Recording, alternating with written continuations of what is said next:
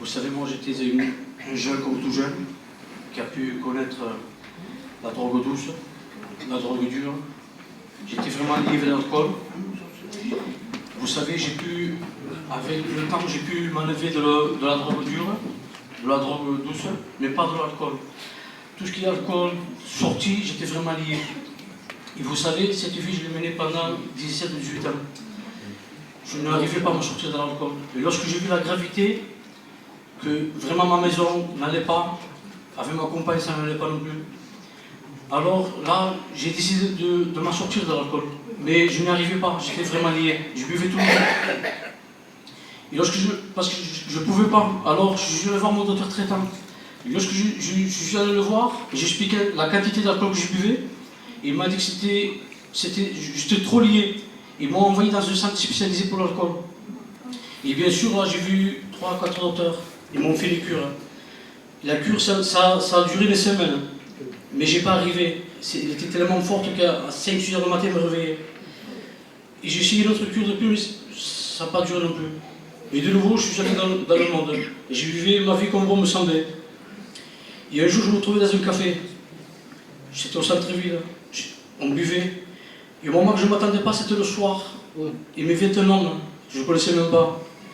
Il me vient vers moi, il me dit monsieur, je vous pardonne. Alors, comme l'alcool me rendait agressif, je me suis levé, il a un ton fort, je lui ai demandé de quoi me pardonner. Et je l'ai vu dans le regard de cet homme qu'il y avait point de haine.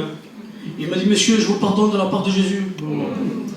Ça fait que je ne m'attendais pas à ça. Alors, je me suis assis devant. Et je lui ai dit, je ne me le cache pas, je me suis mis à pleurer. Et mon cousin qui était en face de moi, il rigole un peu. Je dis non, je l'ai senti que ça venait de Dieu. Et puis cet homme, avant de partir, il me dit son dernier mot, il me dit monsieur, mais arrêtez de faire ce que vous êtes en train de faire. Et pour confirmer à moi, mon cousin, mon portable, qui était sur la table, s'est mis à sonner. Et le message disait aussi, il disait, si Jésus est-il après dans ta vie, arrête de faire ce que tu es en train de faire. Là, j'ai compris vraiment que c'était le moment de Dieu. Alors, en principe, je sortais. J'allais rentrer très tard. J'ai dit à mon cousin, amène-moi chez moi. C'était très tôt. J'ai rentré chez moi. Lorsque j'ai rentré chez moi, ma compagne, elle savait que j'avais sorti, elle avait peur.